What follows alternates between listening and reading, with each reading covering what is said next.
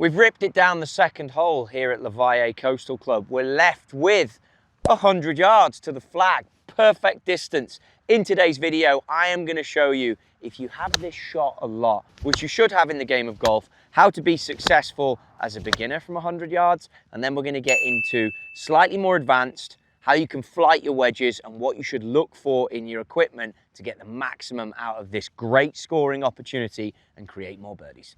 So we are 101 from that flag, and it's a pretty big green. Now you've got yourself in a position where it's green light. Let's say you're a beginner to this. There's a couple of things that you're going to absolutely need to nail. Your tour aim alignment sticks are going to be one of them, to make sure that you can line up parallel left to the target. So I want to set that up slightly left. The face angle is going to need to go down as square to the target. So everything lines up parallel left, face goes square to the target. But what's the easy tip? Get the front of the green number, because you need to work on your strike. So front of the green is 83. Our Sky Caddy says that. Just because you've got 100 to the flag, you've also, in this scenario, got 118 to the back edge. So blasting one with the mindset that you can play just long of this is going to be helpful. In terms of actually trying to hit the shot, and this is our first little tip, take your tour aim alignment stick, line it up to the target, stand where you guys are, plumb bob that with the golf shaft, and all I want you to do, and it should be pretty simple to do, is just work on hitting one straight over the stick that is down the target. So get everything parallel. We've got 100 to the flag. This club I'm holding goes a little further than 100 yards. No real swing thought here, just hit one away. This is now going to give you an idea. Now I struck that very good, and it spun back probably 5-10 yards. Because the truth is, that was a maximum number for my 100. So anytime you hit your 100-yard club, this should go 103 or 4, flat out. You're going to get some backspin on it. That one spun back to the front edge, but it's not coming all the way back to 83, is it? So now I have two choices. Either try and play longer than it, so I've got to hit it a bit harder. And that was only the first shot of the day, so this is possible. Let's see if we can try and go a bit past the pin with this. Absolute flat out. See if I can land it. 104. But notice it just goes a bit higher. Shouldn't spin as much. And there you go. Stops bang on the number because it just went higher. So clubs like this are quite hard to hit offline. If you strike them better, you tend to get more spin out of them. And if you hit them harder, you tend to just hit them higher. But it starts for beginner 101 to locking into having these alignment numbers. All I'm focused on is hitting it down my alignment rod, hit it down my alignment rod, look up at the target and move.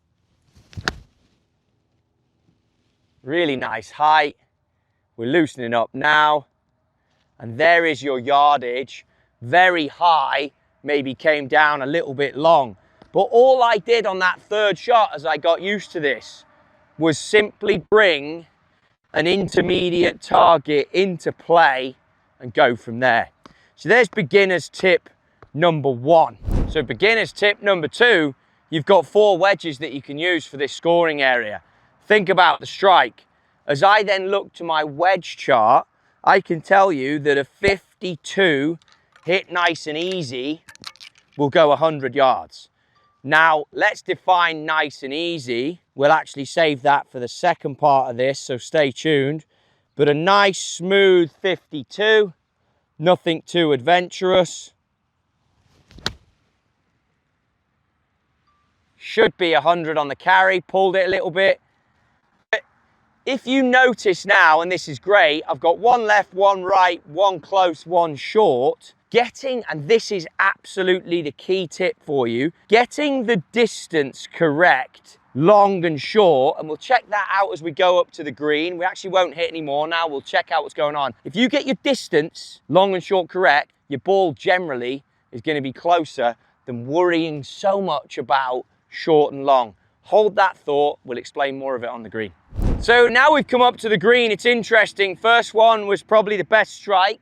Landed here, caught the bank and spun a long way towards the front of the green. Second one was hit higher, didn't spin much at all. That's also a tip. Third one, hardly spun, and the fourth shot was with the 52-degree wedge. But here's what I want you to take into consideration. The third shot was the best for a line, without question. So here I am, 1, 2, 3, 4 paces. Here I'm 1, 2, 3, 4 paces. And this, which was the 52-degree, hit softer, that didn't spin anything like as much. I am 1, 2, 3, 4 paces. The point I'm trying to make is if you hit the yardage and the length, even though this was the best shot for face to path, for being down my tour aim, if you hit the length, yardage, all of these are makeable putts from 100 yards. The only one that got a little unlucky because it was struck the best as well and it caught the slope and spun back to the front is that one. But if you don't hit the yardage, you don't give yourself a chance at the putt. Remember that when you play this shot. Yes, I've got all that room long. The end of the earth is not here and beyond. So maybe the one I'm most proud of is that because it got past the hole. But this is an easy flag. And these shots, they might not seem uber impressive, but if you focused on your yardage, we're going to talk more on that. That's what's going to bring your proximity to the hole to be in a good spot. So it's 100 yards. You put 4 on the green for the beginner, no problem. Now as we start to talk a bit more advanced, for a good player, you've put 3 within that 4 paces. That's a pretty good tour average to make those putts. Now you've got 3 good chances to make birdie, and you've got 1 that should be an easy cleanup. This shouldn't be an area that is a massive problem for you. Even with all this spin, this is about as poorly as you can do, providing you've got the basics of your golf swing down and you're hitting down your alignment and you're lined up correctly. Everything on this shot starts with alignment. There's so much loft on the blade, it creates a lot of spin loft, so your attack angle and your dynamic loft that you deliver, let's not get too deep on that. It's hard to hit these offline. Believe it or not, as you get playing and hitting balls once or twice a week, it's hard to hit these shots offline because of the amount of backspin you put on it. The best players in the world play their wedges a little bit flatter than what is required. That means the lie angle here tilts away from them a little bit. So the poor shot, and you can see it in a lot of what I did through this video, is slightly right. It makes the wedge shot, the ball flight, want to fade.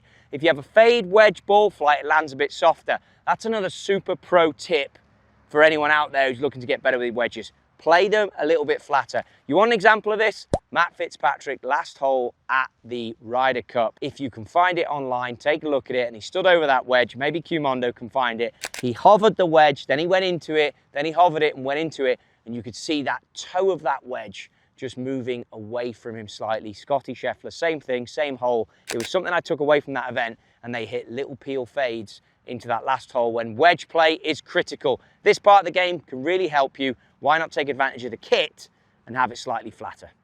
So we're at the 100-yard marker on this one, and the difference now for the beginner, I've grabbed a pitching wedge. So that seems like a lot of club, but this then becomes just a rhythm thing. So from 100 with this club, once you've got your alignment sorted out, all I'm looking to do, and I know this is for my pitching wedge, is simply,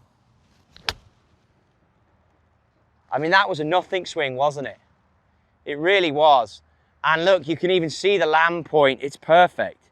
You have to get to a point, if you're struggling with this, where you simply are finding a rhythm in a transition. That's where it needs to be. And by that, I mean where your backswing meets your through swing. Now there's some markers which I'm going to get into for the more advanced player, and no doubt you're going to keep watching. But if we just stand there, all I'm thinking about is rhythm. And these are just, they're nothing swings, just popped on there with a pitching wedge. That's been our best result yet. So it doesn't always need to be, oh, 100 yards, I hit my one that has an S on it and off we go. Or if it's a bit more, I can hit that one that's got a gap written on it, whatever that means. Or I can flat out hit my lob wedge because that's what tour players do. Or internet YouTubers, whenever you see them on there, they do 100 yards lob wedge. You've already seen it on the last. The harder you hit it, the higher it goes. The difference in the friction up the blade creates more spin. Higher peak, can spin off the front. You don't want to do it. That's 100 yards out of a little bit of Kikuyu rough, just bunted down there. Simple. Half a backswing, half a through swing, easy in transition. Simple. So remember, we got 14 clubs. If you pull one of these scoring wedges, as rusty and as beautiful and as sharp as it looks, it ain't gonna help you if you flump it right in front of you. Just take less loft, the set wedge or the set 9-iron, and just dink it. Using a club that has less loft can make it easier because you don't have to put as much force into it. And you're at the stage in your game, when you put force into it, you lose the low point. More on that coming too. So if we talk about ball position for the beginner and where this needs to be, just to give you an understanding, I've got pitching wedge on the floor, 56, 52, no worries. We place this down, I'll just go 52 for now, but really this is generic across every one of your lofted scoring wedges. Ball position needs to be, center would be where ideally I'd play it. So if I place down an alignment stick here, I'm gonna put one in my hand, disregard that one for now. Put this down the back of the club. Your low point is always gonna be underneath your armpit. So you wanna try and keep your hands in line with your lead pocket. So notice how this alignment stick goes up my left arm. From there, I can create consistency, and I'm almost pre-setting impact. So having my hands, that's where impact would be. But the low point now will probably be there. Well, it will be there because that is underneath my left armpit. But by placing the handle forward, the ball position in the center of our stance, you ensure a ball first strike. As we move to advanced here, you want to see, and you've heard me talk about it, the launch angle, half the loft on the blade. As long as you have this critical piece, which is ball position middle, handle in line with left pocket, you can then create impact position and they'll launch half the loft on the blade every time. Now, if you move it around and move it back to flight the ball down a bit, now you tend to hit more drawy ones for the right-hander that will start right and hook a little bit. And if you move the ball forward, they'll come out higher and fade a little bit for the right-hander. There is room to move this, but I mean, I'm talking half a ball to 3/4 of a ball, but the main key component is keeping the handle on a 100-yard shot there, preset impact, off you go. Okay, once you have a consistent strike point and you're looking to score from this area, you're no longer setting the barometer of if I hit the green, I'm happy. Then you're getting to a stage where you want to look at what comes next. I use a wedge chart. It's been discussed many times on the internet. It's from Dave Peltz originally, and it talks about different yardages and setting areas that you hit golf shots. So it goes back to everything we talked about. It goes back to having ball to target line. It goes back to setting parallel left. Then what you want to do is you want to create a clock face with you as the player. So if this bottom strike point is 6, then you want to work out your yardages, and I suggest you start with a full backswing feel, 10:30, 9 o'clock. Hell, you can even put a 7:30 in there if you want. But you want to start building that wedge matrix, so to say. Then you have, I on my own chart have 4 wedges. I have my pitching wedge, my 52, my 56, and my 60, and I've worked out a 9 o'clock, a 10:30, and a full. I even had a 7:30 in there for a period of time to give me that distance number, knowing what it was front to back. Then transfer that into this golf shot, and this is why I like a Sky Caddy, a GPS over a laser, because now I know it's 99 flag, it's 95 cover, and to go long on this line on the 5X is 114. So again, come back to your chart. There's no wind today. We're at sea level. I've got 100, a max out 56, goes 105. I mean, if anything, this is just a cruisy 56. And that is how I work out my wedge yardages to trust myself as a player.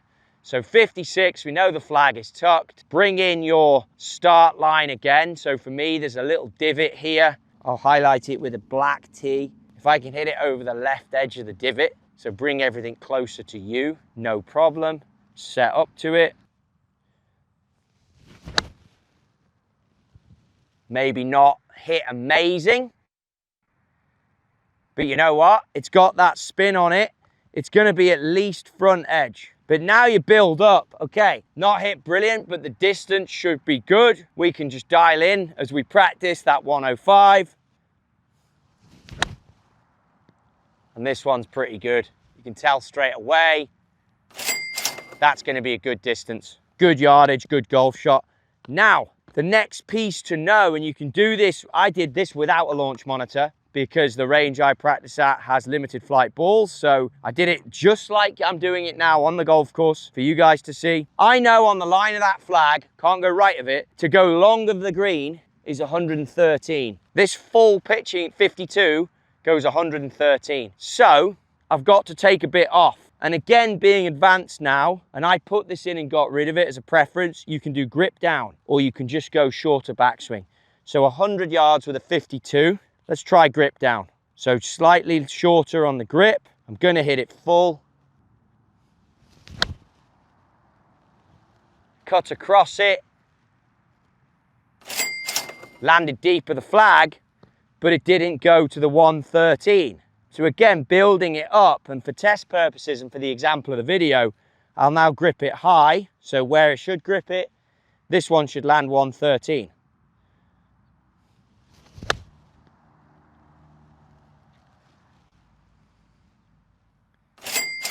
Lands long, as it should, because my wedge matrix is working correctly. Final example, and you can see on my chart, a 1030 backswing with a 52 is 100. So let's dial that in. 1030 backswing then with a 52. And that's spot on again, 100%, because I've got my yardages. So once you build the shot matrix, a little bit of focus in here, 4 wedges for me here realistically, 3, 6, 9, 12 yardages. And I've only got 3 different backswings. I've got a full, a 1030 and a 9 o'clock. I might even add a grip down in there, which I put on you here to give you the distance, but you can do it with your 9-iron as well, and then you're off and running. Having the confidence that they give you to hit the target, no brainer. Once you've done the test back there with your wedge grid, mine's here, then you want to come up and observe what's gone on. So again, at Valle, you can see there's some runoff here into this green. It's all stuff you learned. This was shot number 1. It was a sand iron that I came out of slightly. I had 100. A full sand iron is 105, and it spun back to here. It's not the end of the earth, but with that front pin, it then brings in the value. This is the 52 degree, okay? The 52 degree was hit at 1030 backswing. Look at the spin. Hardly any spin because of the flight. Once you take less loft and you take the spin off, that is the definition of it. That's a tap in, give or take, granted. Another cracking shot. This was a full sand iron, shot number 2, hit hard. Now, the reason it didn't spin and it went the full distance that it should go is because it just went higher. That's all that happens. They just go higher from that distance. Tap in birdie. But then this is the one that I thought the full, which is this ball, had gone long. It landed here, it spun back 1 and a bit, versus the grip down, no difference. And that in my chart is why I don't have grip down. 1, 2, 3 and a bit yards of spin, but the grip down, remember it was 113 to go here. My full 52 goes 112, would be pretty accurate. It's gone 111, but the grip down goes just as far. So mentally, I can't take speed out with the grip down, which is why I literally just work off a full, a 1030 and a 9 o'clock, and I've scrapped the 730. But that is how you become good at wedges. You get your distances, and your yardage from back to front is more important than your right to left, and you end up with good birdie chances like that. Everything in here is how to build a good wedge game. If you like what you're seeing, dive in the comments, let me know how this helps you. Anyone out there who's a decent player, DM me your wedge chart. Let's see some wedge charts and some yardages. I guarantee you want to get better, I get it. Dive into YouTube, go on YouTube lessons. But But the lessons I'm giving you on here are all simple things that can help you become a much better player. It's the winter, dial it in, subscribe, I got more coming.